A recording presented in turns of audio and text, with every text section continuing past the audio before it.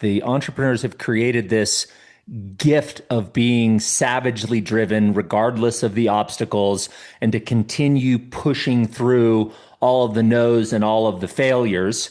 In that brilliance of and gift of an entrepreneur is also their blind spot, because they can do that exact same thing with their health and just block out the damage that they're doing until they have a heart attack and they're laying on the floor. Well, hello and welcome to the Infinite Financial Freedom Podcast, where we empower you with financial literacy and guide you on your journey to financial freedom.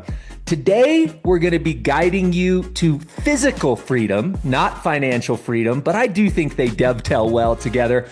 I'm Josh Mettle, and I'm here with Dr. David Boyd, the founder of Blindspot Medical, a concierge health practice focused on helping high-performing entrepreneurs, business owners, and executives eliminate the hidden health risks, extend longevity, and operate at peak capacity.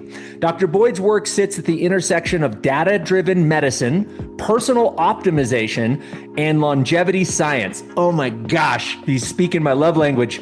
His clients don't go to him because they're sick. They go to him to stay sharp, stay alive, and scale their lives.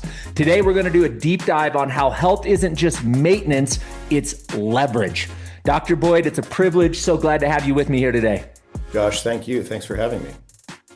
So we were introduced by our friend Jesse Ray, and he introduced you as the entrepreneur's doctor. So let's maybe start there. Like, how did you get into this space of serving high-powered entrepreneurs and CEOs?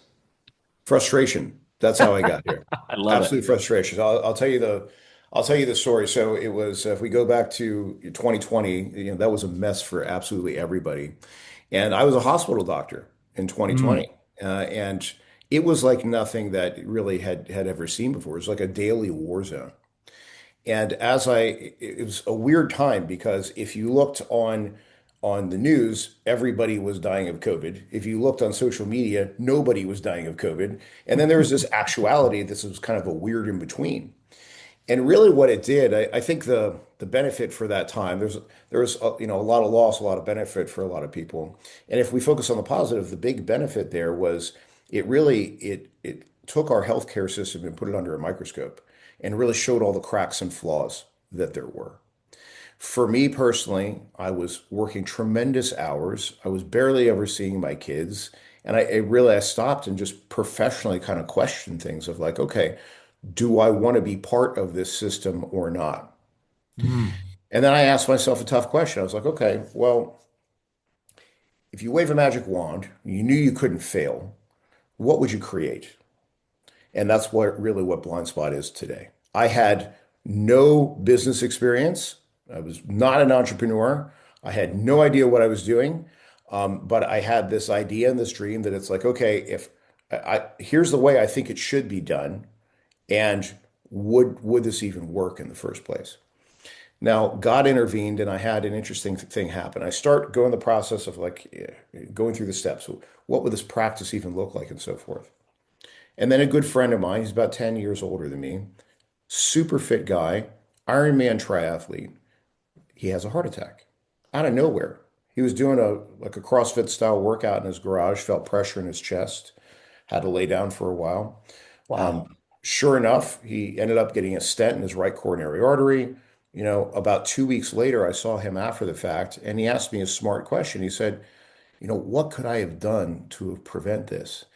And we're sitting in a Starbucks, because, when you start a business, that's where all businesses start, is in a Starbucks. All of them. So I'm sitting in a Starbucks, and I said, I've had this idea of how to approach something like this so someone wouldn't find themselves in your situation. But I don't know. I don't know that anybody would want to do it. And he was angry. He was upset. He's like, you got to be kidding me. He said, so you're telling me because of your lack of confidence that it would work out, I had a heart attack. And that's when it hit. That it wasn't about me. It wasn't about my success or failure. It was, there's a path, there's a solution that's there that currently wasn't provided. And that's really where things began. So as I started building my practice and so forth, I did all the things. I read what Russell Brunson's Expert Secrets. That was like the first business book I really read. Started crafted a perfect webinar, went on Facebook and did it and so forth. You realize when you become an entrepreneur, there's a path that's there, and there's these little golden nuggets along the way that almost every entrepreneur has followed a very similar path. So as I did that, I started naturally attracting other entrepreneurs. And I became really the entrepreneur doctor in that sense. And each one of these folks that would come in and start going through the process and everything, we're always curious about other people's business. We'd say, tell me how it works. Where are you at right now? And they give me a little pearl of wisdom. And so what you see today is a collection of all those pearls of wisdom over the last 6 years. I have there's some folks I can tell you that are patients of mine. Some folks for privacy I can't. I have one billionaire that I take care of. In terms of the patient population I have, if it's a celebrity entrepreneur that you follow on Instagram, they're likely my patient. Mm. And when I sit down and I really think about it, like I have to almost pinch myself. Now I take care of the folks that wrote the business books that I was reading within my journey. So it's pretty cool how it worked out. I'm smiling, and I'm guessing every other entrepreneur is too, because you may not have been trained as an entrepreneur, but you clearly had entrepreneurial blood. Because what entrepreneurs do really well is they find problems and they decide to solve the problem, regardless if they have any clue how in the hell they're going to do it. And Absolutely. that's exactly what you did. So I applaud you for that. And I agree with you. That was an incredibly frustrating time in the medical industry, and there just has to be a better way. So let's get into this a little bit as it relates to your expertise and what you've learned over the last 6 years. What are the biggest blind spots? And by the way, your practice is Blindspot Medical. What are the biggest blind spots that you see in high performing entrepreneurs? Could even be athletes, but people who are under tremendous stress and pressure professionally, who may look healthy, but they're quietly running themselves into burnout or breaking themselves down. You're absolutely right. And you said that perfectly because it's that quiet demise that's going on that's Yep. just insidious and you don't know. Yeah. The interesting thing, if you start looking at the psychology of an entrepreneur, is that we get so problem focused and you just drive forward and you drive forward no matter what. Yeah. But the issue becomes there's always a cost. And that cost is typically, your lack of sleep, tremendous amounts of stress, which I hear all the time. I'm not stressed. No, no, my friend, you are. You've learned to mentally handle the stress, That's right. but your body still goes through it. So entrepreneurs naturally, in order to, be successful, become pretty tough mentally. And so on the mental side, you can have 10 fires going on at the same time, and you're like, it's just another Thursday. This happens all the time. But the reality of the situation is there's tension in the body. There's Mm. there's all these ups and downs with blood pressure and so forth. We know that inflammation is pretty much the mother of every frickin' problem that there is, that eventually, as we age, you take age and inflammation and put those two things together, along with some limiting self-beliefs, and that's really the recipe for what eventually becomes early death or aging in such a way that you can't really do the things that you still want to do. I've yet to find an entrepreneur that is planning for retirement. Like everyone is like, you may slow down a little more, take a few more vacations as you get older, but everybody's like, I love what I do.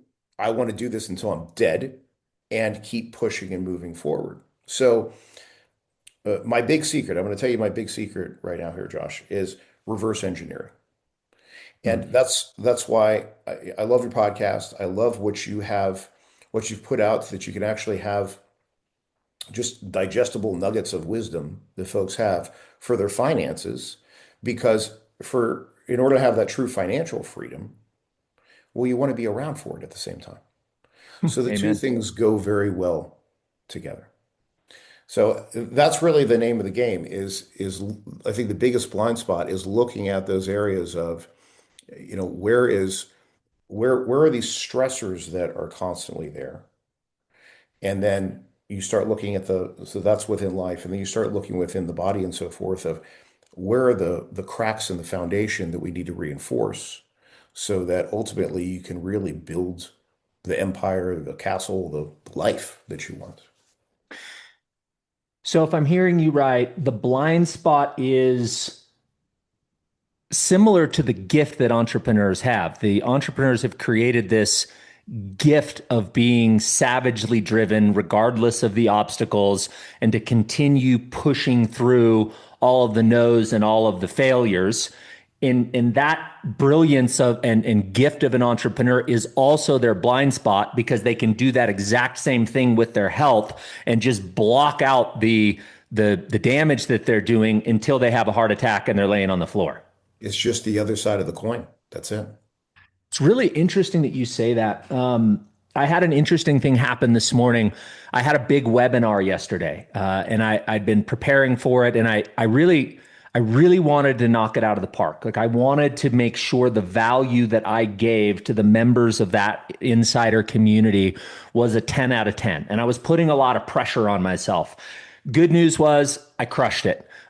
Then I immediately went into kind of taking care of myself. I had a lighter afternoon. I had a full 8 hours of sleep. I fasted last night. I did all the things that that in a normal situation, my Aura ring this morning would have said I had a 95 sleep score and my heart rate would have been 46, 47 at its low point. And the lowest I got last night was in the mid 50s. And as I was thinking this morning, I was like, well, wait a minute. I went to bed early. I turned off my screens. I was in bed for 8.5 hours. I was fasted since 2 p.m. I had a long walk in the sunshine yesterday. All of those protocols usually get me into the 40s in my heartbeat. And I was a full almost 10 beats faster at my low point. So I was off by 20 to 25%. And I hadn't actually linked that or correlated that with the fact that I had all the stress I was putting on myself from that webinar. Do you think those two things are linked? Absolutely. Interesting. Absolutely. And the thing is, and I'm so glad that you see that because most of us don't. Most of you just keep pushing, keep driving, like you do all the things. And um, there's always a cost. So that's a snapshot. That's just right then. Think about to get to where you are right now. How many of those things that you have to go through, right? How many stressors collectively you take that? And how old are you, Josh? 27. Just kidding. 47. You look amazing. You look absolutely amazing. Thanks, brother. Uh, so and throughout your career, you've been doing this, what, 20 something years? Yeah, 20. I've been in the mortgage industry 26 years. 26 years. So you think of all the ups and downs. You think of like when 26 years ago when you were just bootstrapping things and you were learning the ropes and like the stress that goes along then. And of course, we're in our 20s. So we're like, who needs sleep, right? You keep pushing Right. forward. Then you're in your 30s, right? And kids start coming around and you start building life and getting a bit more serious about it. At the same time, you're like, okay, I collectively also need to build business and be able to provide for my family and so forth. And then by the time you're in your 40s, well, now you're a master of your craft. And so now you're really going after things. And in the process thereof, you're taking bigger risks. And you're the all of those risks, it's higher, right? So we started off like working in the tens of thousands to the hundreds of thousands. So now you're up and you're taking $1 million risks and so forth. All of it has a price. There's Mm. a weight to all of these things. And this is the reason why entrepreneurs die faster compared to the regular public. Consider this. If we look at past presidents, okay, not getting political, but just look at past presidents. The majority of past presidents, when they come out of office, usually in office, they age tremendously fast. But when they come out of office, these guys live usually into like their 90s or so. And it's not because they have like some genetic code that is, far better or anything like that. The level of health care that they get is beyond what most people have. Like him or not, what was his name? Jimmy Carter. Jimmy Carter, he was like in his 90s. The guy had cancer multiple times and everything still kept on kicking.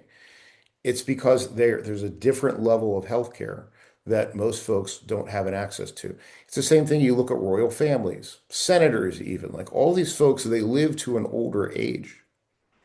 And we're at this exciting time right now where I have a prediction for you that in the next 5, 10 years, you're going to see a massive shift in healthcare. It's already happening. You know, you're starting to have larger companies come out, and particularly in the longevity space, biohacking space, so forth and so on. Right now, in my opinion, it's still very disjointed. You have folks trying to sell peptides on Instagram. They're like, this is the magic peptide stack that you have. You look at the supplement industry. It's surpassed big pharma. It's in the trillions of dollars in the supplement industry, right? Amazing. You have all these folks that they're trying to get in on this. And the reality of the situation is if you just throw the kitchen sink at your health, yeah, you may hit some things, you may not. What really the method that works, and we've seen this from, these presidential healthcare type programs to folks that are actually living longer in different like blue zones and things like that. When you Hmm. take all of this and you actually make a strategic plan for an individual, that's how you can really reverse engineer of, hey, how do you want to age and live in 10 years, 20 years, 30 years, so forth and so on. 82% of entrepreneurs say that the lack of access to capital is holding them back from growing their business. And worse than that, up to a third of all businesses that go out of business this year say they've done so because of a lack of access to capital. That's why we created the Entrepreneur Capital Lines of Credit. If you're an entrepreneur and you need access to capital, click into the link in the description and get your pre-approval now. You've pointed out several blind spots to me already, so I'm finding this very interesting. My suspicion is that your clients don't just want to live longer. My suspicion is they're much like me in that they want to lead. They want to lead longer. They want to think clear. They want to recover faster. So, what's your just at a high level? What's your framework for keeping entrepreneurs not just living longer, but in peak condition? So the frame, and I actually just wrote something down because you said something brilliant. Live longer, lead longer. It's wonderful. Mm, I'm going to steal that line. please. Yeah. In order to keep folks peak, there's there's the biggest blind spot of all, and that's the one thing that I go after with folks. And the only way to do it is you have to get them to know, like, and trust you. And that's this. We all have something that holds us back. This isn't a peptide. This isn't a lab. This isn't an imaging study. It's none of those things. It's up here. And we all have something that holds us back. Maybe it was abuse as a child. Maybe Mm, it was death of a parent or a loved one when we were younger. Maybe it's just something that we saw or witnessed or we were bullied or whatever. There's something that gets planted usually at some point in childhood that we think of it all the time. We've thought of it as a matter of fact so many times that we've actually crafted our persona around that. And in the process of that dictates behavior patterns that we have. Now, this is what we know. Pausing on that thought for a second. We know that yes, genetics play a role. There's a lot of genetic tests you can buy, direct to consumer. But genetics aren't the whole thing. There's also the actual epigenetics of it, which is what are you exposed to? What are the habits that you have? What is the food that you take in? All of those things. And the mhm. two of those things together, that's what will ultimately dictate how long someone lives, how well they live. Well, the good news is genes you can't change. They are what they are, right? So you find out what the genes are, and you can say, okay, I have half of the map here, but you still need the other half of the map. And just like any treasure map where X marks the spot, you need to have the full picture before you can actually start the journey. So that's actually where I begin with folks is really getting to the nitty-gritty of, okay, like let's have a real conversation of what is actually holding you back. And here's the thing, man, is a lot of times people don't know, where it's just it was either so far back or buried in the back of their mind, or something that is so. close to them that they don't want to reveal it, that until they tackle that, everything else, you're just kind of forcing your way through. Being very vulnerable when I was a kid, I grew up very poor. When I was a kid, from 7 to 10, went through a fair amount of abuse. Mm. And it was something that I never talked about. And I didn't talk about it until maybe 10 years ago. I'm 48. So it's not a coincidence that that's where life really changed for me. It wasn't until I started actually taking the pain and everything that I suppressed for years through work, was a workaholic, never drank or got into drugs, but work and food, oh man, those are my two vices right there.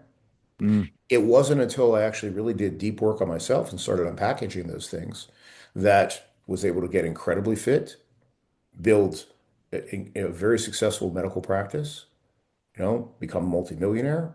It wasn't a coincidence. So I drive that message to you because, like before we started the call, I talked about, the biohacking and all the things, whatever. Those are all good, but that's just icing on the cake. You need to have the cake first. Mm. And until you actually really start and do some deep work and say, okay, like where am I at with things? What is actually holding me back? And hopefully there's sure there's folks out there that haven't been through tremendous trauma. That's wonderful. But there's still thought patterns and so forth that will hold folks back. And until you tackle those, you really can't actually build the life that you really, really want. What you're saying is absolutely landing with me. What is your process or protocol to get somebody to realize what those stresses were and get them to look at those things and get them to kind of blow off that charge that they may be, that decision that a kid makes because they're protecting themselves as a result of trauma sometimes follows with us for decades, and we don't realize that we are the way we are because we made a decision when we were at 11. So Right. what is your process for uncovering and releasing that stress around that trauma? It varies per person because it depends on the type of trauma that there is. You know, a lot of times with folks, it's just putting them through a line of questioning. Mm. But here's the key. It's not just answering a question, it's answering it honestly. A lot of times we think that we're being honest with ourselves when we're not. When there's either, a bias for family or a particular religion or your Mm. community where you don't want to let folks down, where it's you may even when you're speaking just to yourself and it's not being projected outward to anywhere.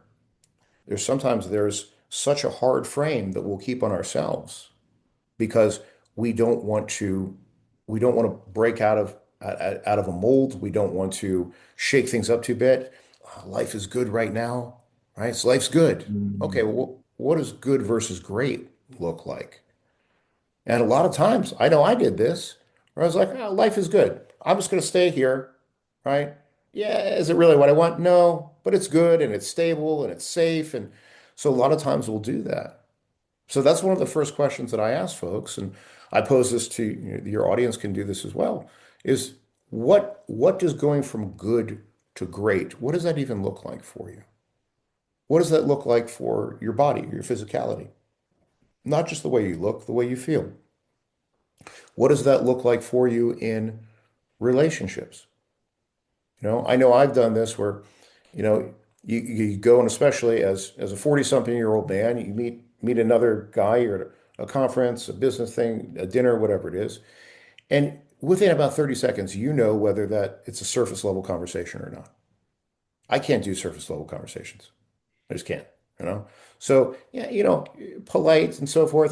But if it's only about sports or weather or what the stock market's doing, it's like, Get bro, me out of here. get me out of here. Like, I want to talk to a real person, you know? And so when folks are doing that same level of conversation with themselves, it's like an egg, There's a shell that's there that's usually actually pretty thin. And the stuff's pretty gooey on the inside, but they've gotten to a point where they're like, nope, I got my shell up. I'm only staying here because it's good. It's good. I'm good. I don't want to shake things up. So that's the place where I really begin and really let someone give an answer. And by the way, if I think their answer is total BS, I'll be like, yeah, that's not it. So, so I, that's really where you can actually get somewhere and start moving forward. I love the analogy of a surface level conversation and a surface level relationship with oneself. Yeah. That is a beautiful, beautiful analogy. And I'm sure many people that are listening to this similarly to me are thinking, this is not the kind of medical treatment that I have ever had in a hospital setting before. This is a much deeper level and definition of health. I'm excited to do more work with you. Same here. Let's talk a little bit about sleep and daily recovery. Yeah. Um, I read a book by the name of The Power of Full Engagement. I can't remember the author's name. Are you familiar with that book at all? I'm not, but I'll check it out. I'll give you just a high level. This gentleman used to be an athletic coach at the highest level in tennis, like coaching John McEnroe, if you will, right? Oh, wow. And Okay. then when and I'm certain it was all about mindset and performance and what have you. And then when he got out of the professional sports game, he got into the coaching of CEOs and entrepreneur game. And I actually think you would find it a very fascinating read. And in that book, he talks about the difference when athletes work themselves to the bone, 10 out of 10 intensity. Immediately thereafter, they go into repair, rest, and restoration mode, and they prepare themselves for the next bout of 10 out of 10 intensity.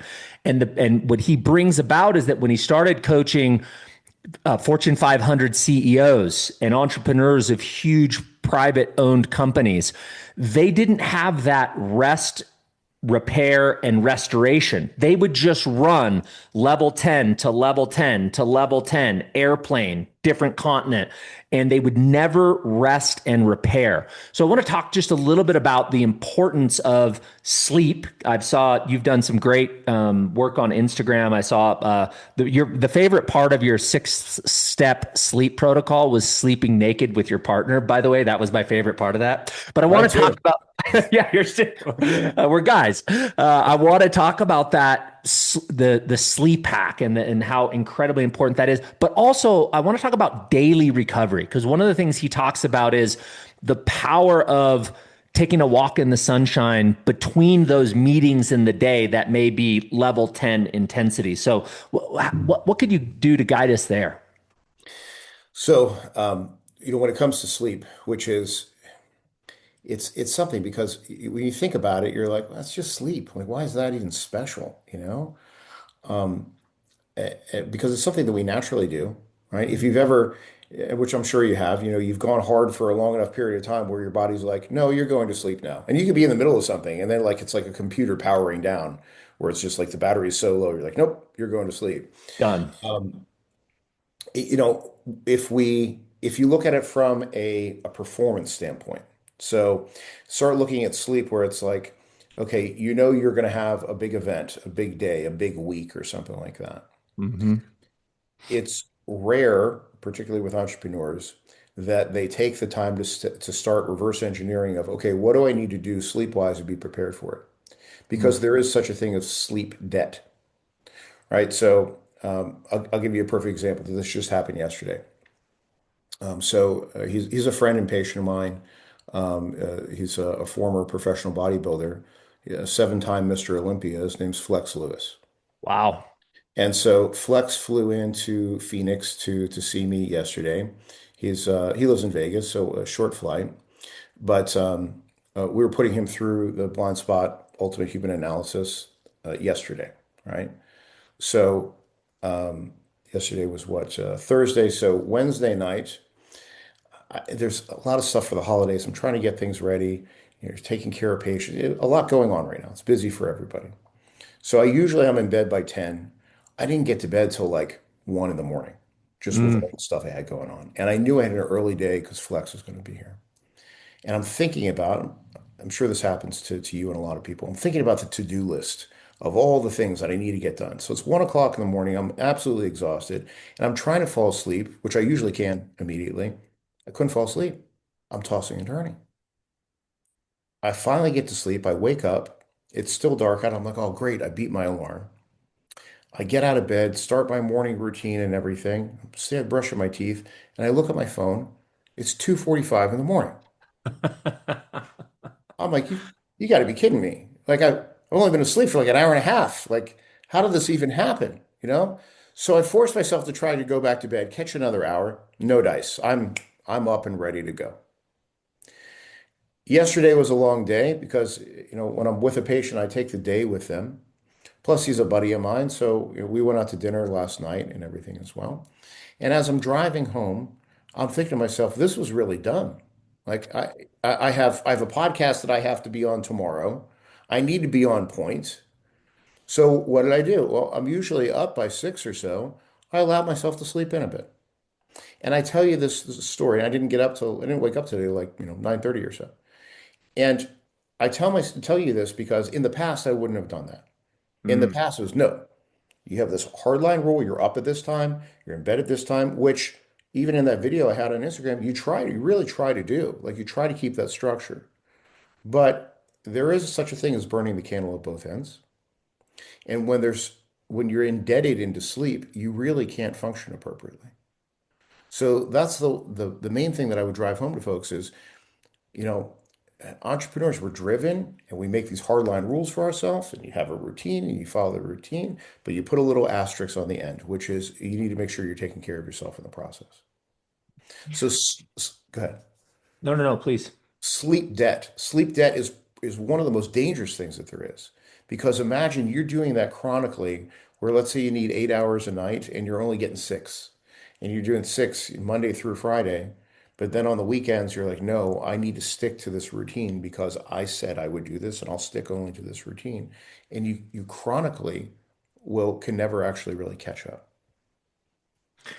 So physiologically, when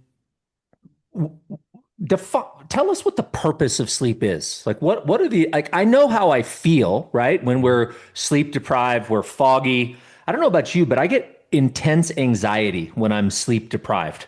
I Yeah. see the worst possible outcome and the percentage chance that that worst possible outcome is going to happen seems to triple in my mind when I'm asleep. And some days I just literally say to myself, just shut your mouth and don't make any decisions and get to bed as soon as possible. But what's the physiological reason for why those things tend to happen?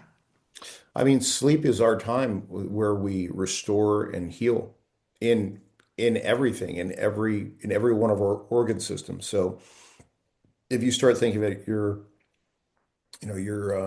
from the muscles that are healing after the workout that you've done. That's the time that all of that hypertrophy is occurring. So, Mhm. for instance, you lift weights, you make tears in the muscle, you release myoglobin. That's why after a hard workout, when you urinate, the urine is very foamy and so forth. You have your kidneys that are working to clear out all the impurities and so forth. There's a reason why we lay down to sleep to make when you're laying like this, it's a constant blood pressure throughout the body. So blood pressure Mm. will drop, pulse rate will drop. You really kind of go into this restoration and healing mode. And then mentally, all those things are happening as well, where you're not having all this stimulus from the outside world that's going on inside. Instead, it's the inside world. This is the reason why if you've been working on a problem, you're like, I can't really quite see how to make this work. And you even just write out what it is, a couple simple things on like a piece of paper or something, and you don't read it. Just visually let your eyes look at it before you go to sleep and have a good night of full rest. Sometimes in the morning you have the answer Mm. because your subconscious is actually working it through while you were doing that. It's the reason why we dream.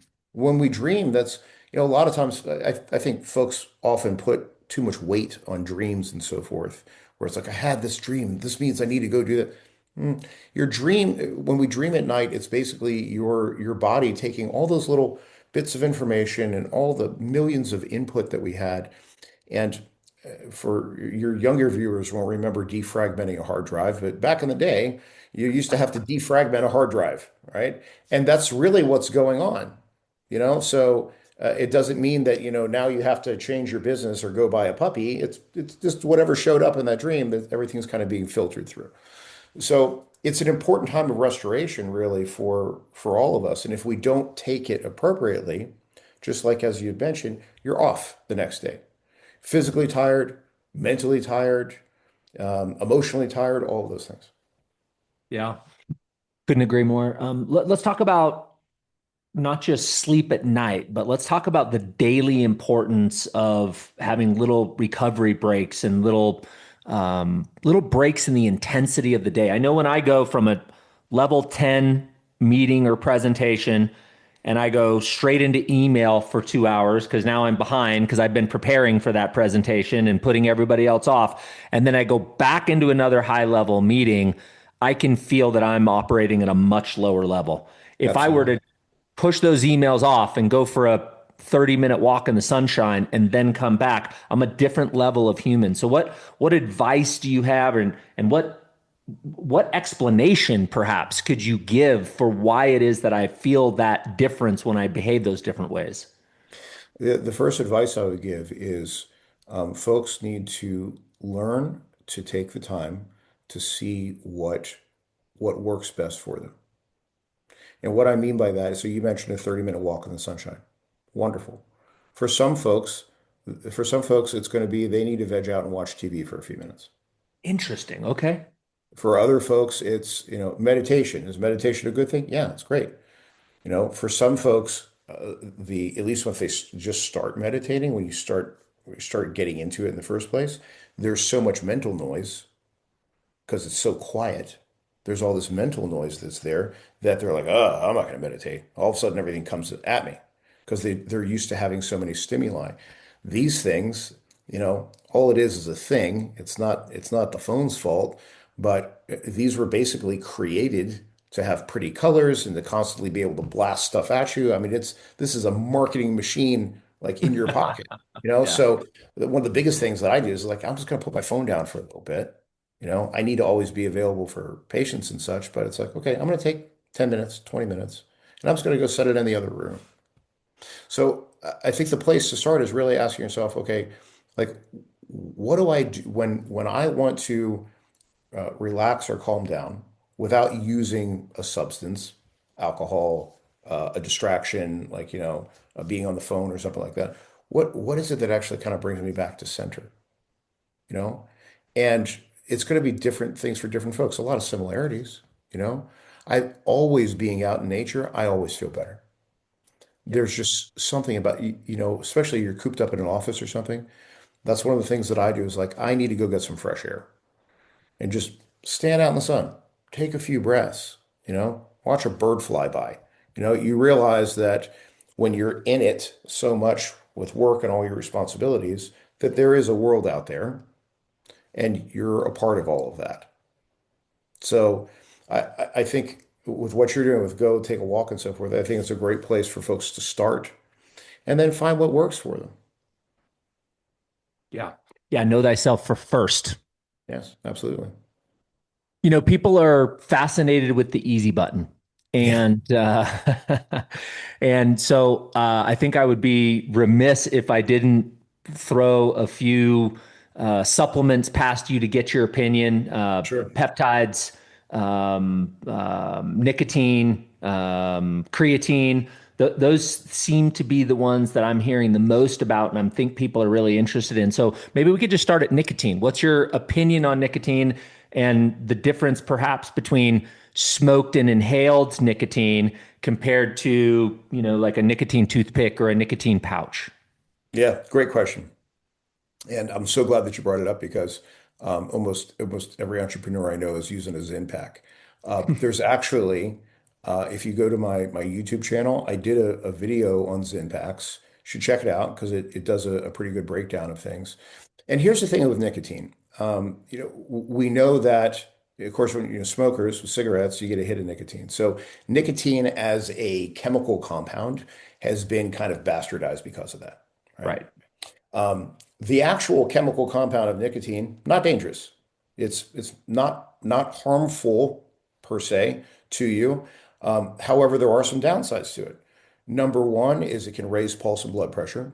Yeah. In an otherwise healthy individual, not that big a deal. It's going to raise pulse by maybe 10 points or something like that. It'll raise blood pressure 7 to 10 points. In someone who has already high blood pressure and it's not well controlled because they're an hard driving entrepreneur, and why the heck would they ever check their blood pressure? That could be very dangerous. If they're hanging out around 190 and now you popped up another 10 points, well, when you're hitting that systolic at 200, you're in stroke range. Mm. So, so that's what I mean is it's you got to watch these things.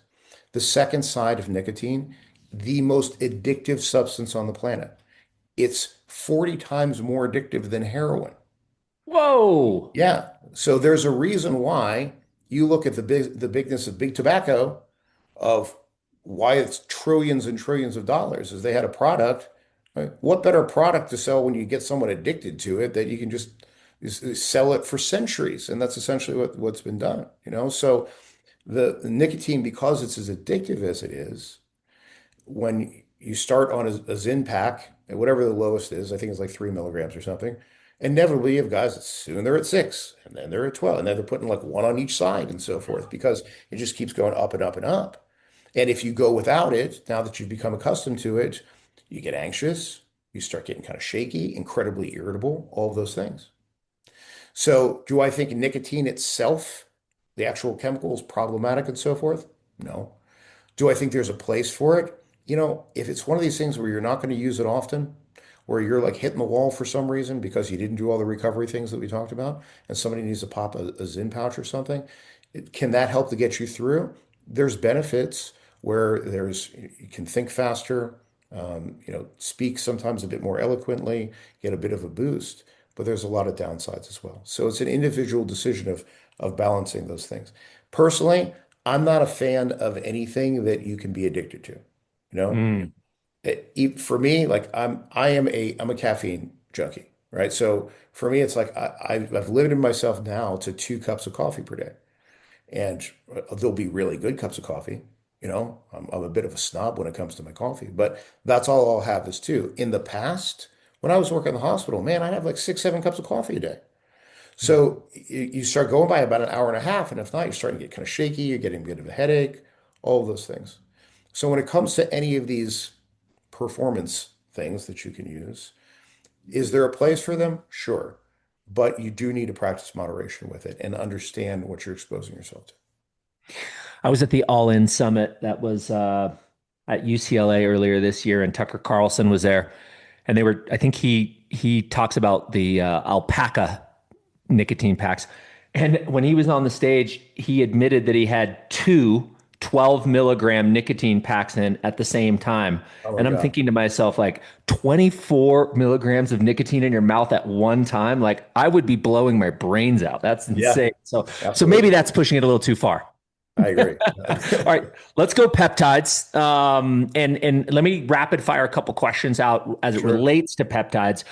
Specifically, I am curious about your thoughts around the efficacy of stacking different peptides at the same time. How important cycling on and off peptides is to you.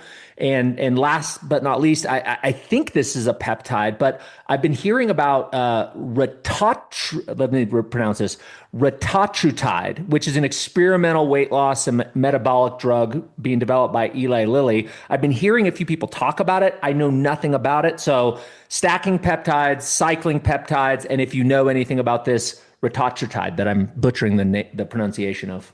Yeah, I think it's retatrutide. That sounds much better than I said it. Yeah, so we'll start with that one. So retatrutide, it's an interesting drug. Now, notice I said drug. Why? Because there's a big misnomer when it comes to peptides. There's this idea that, well, all a peptide is it's a fragment of a protein, and protein's good for you, right? Therefore, peptides are good for you. No, my friend, a peptide is a drug. Let's just be very Mm, clear, okay. right? And when you start actually framing it in that way, you know, there's when you say the word drug, people go, big pharma, right? Think of a drug as all as it is, caffeine's a drug, nicotine's a drug. These are all different chemical compounds that will give a result. Hmm. And so that's what you're looking for is you're looking for what is the result, and you want it, of course, to be a favorable one. But there's pros and cons to everything. This is the way that life works. So GLP-1s, probably the most famous peptide of all. Hmm. And there's been tremendous benefit for folks worldwide on GLP-1s. They were initially started so that way as not just for weight loss, but also to help metabolism in diabetics. And because the ultimate driver behind diabetes is a metabolic syndrome where sugar isn't being used effectively. And so we know that, especially in earlier diabetics, if you can get them to lose enough weight and have better blood sugar control, insulin levels will likely follow and they'll do better. Well, this works so well that not only was it working for diabetics, once Hollywood got wind of this, then this is where Ozempic really came out. And you heard all the stuff about Ozempic face. And you had all these you see all these movie stars and singers and everything that were losing tremendous amounts of weight. It's a peptide. So you think of Ozempic as a drug. Ozempic is a peptide. Same. You have to apply that same thing to all these other peptides that are out there as well, you know? So briefly, retatrutide, it works on three different receptors versus tirzepatide works on two, and Ozempic worked on one. It's kind of like every year you get a new iPhone, same deal. So now you're getting different versions where it's like the 3.0 version may work better than the 1.0 version. Does that mean that if you have an iPhone that's 3 years old, it's not going to work? No, it'll still work. Maybe not quite as well, but it depends on the person and what their needs are and so forth.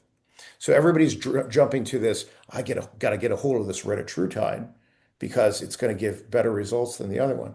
It may. It depends on the individual, and what you're trying to do with it. With any of those, it's to help really control metabolism. Number one. Number two, it slows down gastric emptying. This is really the key thing of how these work is so someone stays fuller for longer because of the gastric emptying slowdown. The downside of that, people hear easy button, or in this case, easy injection, and they're like, well, if I'm taking this, I can eat whatever I want. No.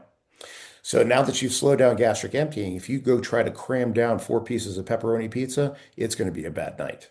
Mm. Where you have nausea, vomiting, diarrhea. Some folks end up going to the emergency room because the nausea and the vomiting is so bad because this hangs around in the system for a period of time. So when you start understanding really how GLP-1s work, that's where you can start actually starting to optimize these a little bit. Now, I'm not giving medical advice, but I will say there are some benefits to microdosing these things. And so, for example, when Ozempic came out, which is AKA semaglutide, um, I had a patient of mine, amazing guy, very, very high level entrepreneur. And he came to me and he said, you know what? I'm having a problem with gambling. And when it comes to gambling, it's like every time you get a win, you get a dopamine hit, right? So this is Mm. how slot machines work, is lose, lose, lose, you're about to give up, you get a little win. Lose, lose, lose, so forth and so on. House always wins in the end.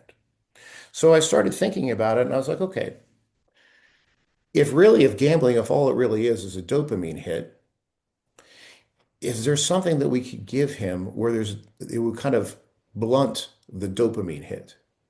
So I tried microdosing semaglutide with him, not for weight loss, but just to help to unhinge this dopamine hit that comes from it.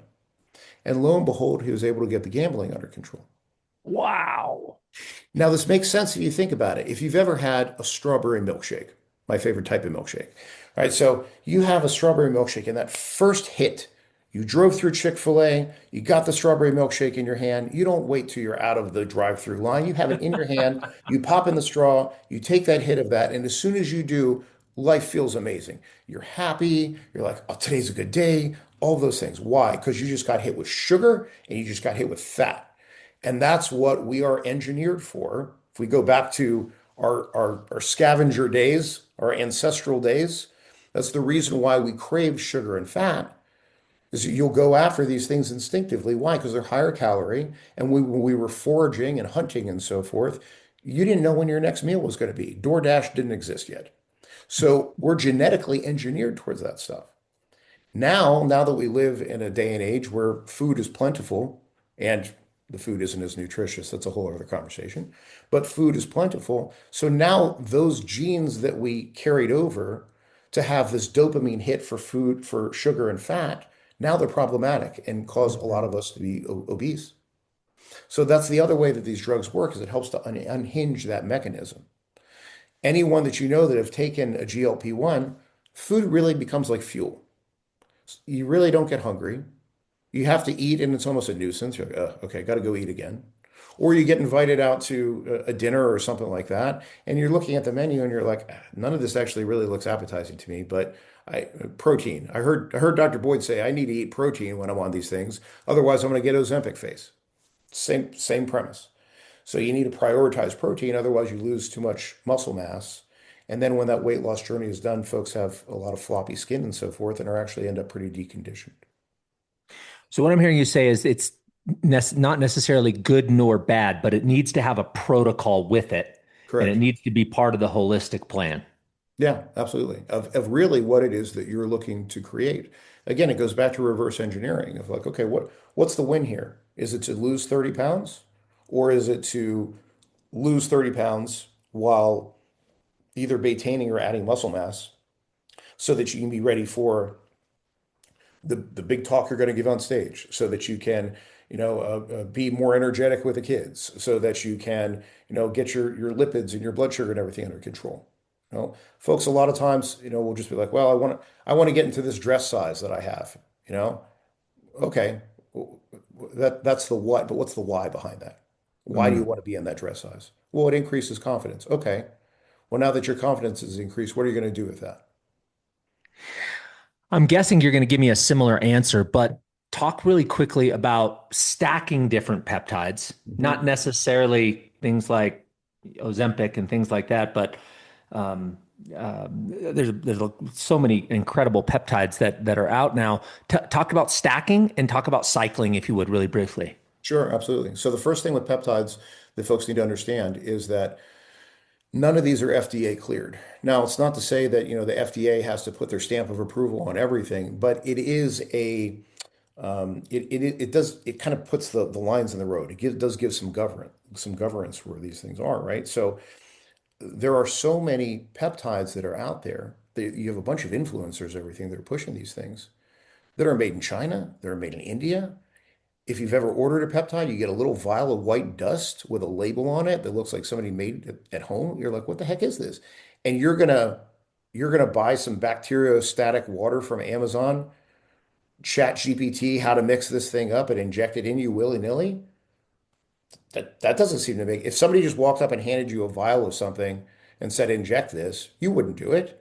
Yet somehow we think this is okay with peptides. So my first bit of advice is, personally, I think folks should have a trusted physician that they're working with in order to guide them on the peptides. And that trusted physician should have done due diligence to figure out where are these peptides coming from? Do they have third-party testing? Are they safe? That's kind of the key thing. Got Because it. otherwise, folks will try to be cheap and they just order stuff online and they get a little pile of white dust and they think they figure out how to make the concentration correct, and then they just start injecting themselves. That's a bad idea. So please don't do that. Now, to go to answer your question, there are some peptide stacks depending on what it is that you're trying to accomplish. So one of my favorite ones, tesamorelin. Hmm. Tesamorelin is such an interesting peptide. It actually came out in like the early 2000s as a drug for folks who had HIV and AIDS that were on protease inhibitors. And protease inhibitors increase, one of the side effects is it increases visceral fat tremendously. So this was a drug that I forget what drug company came out with it, but when they created this, it worked really well to decrease visceral fat. And visceral Interesting. fat around organs is very dangerous because it's very pro-inflammatory. And like we said at the beginning of the podcast, when there's inflammation, there's usually trouble that's following. The reason why it was discontinued is it was so damn expensive that folks really couldn't afford it. So it got set to the side. Eventually, the patent, after 7 to 10 years or whatever it is, the patent falls off. And then a peptide company picked it up and now it's mass marketed. But it works really well to get rid of visceral fat. So folks that, if you're the aging athlete that you have this belly fat that you're like, I feel firm and everything, but I kind of have this belly fat that won't seem to go away, works really nicely with it. It works especially nicely, not a peptide, but testosterone. When the guys are on testosterone and testosterone, I take this myself. Now you can increase muscle mass, slow aging, get rid of belly fat at the same time. You add on top of that some BPC 157, which helps with muscle recovery and healing of all the small injuries that occur, like when you start making pulls on tendons and little tears and ligaments and things like that. So that's a stack that I use personally, on the regular and really, really like. And it's one that's actually pretty safe. The tesamorelin, usually folks will cycle on it for about 90 days or so, take a little bit of a break. If you still need to do more, you take a break for a month or so, you cycle another 90 days. But again, you have to understand, well, what's am I trying to accomplish here? If it's to increase muscle mass, decrease body fat, which is a good idea for the majority of people, and try to create some enhanced healing in the process thereof, it works really great for anyone who's trying to stay fit and fabulous as they're getting older. It's great. I could go on for another 3 hours, but I am going to be respectful of your time. I appreciate all that you've shared with our audience. And I know that you have answered a lot of these questions across your various social media channels. So, where's the best place for people to find you? And then, personally, full disclaimer, I've already filled out a client form with Dr. Boyd, and I plan to go to Blindspot Medical. Hopefully, I can meet with him in January.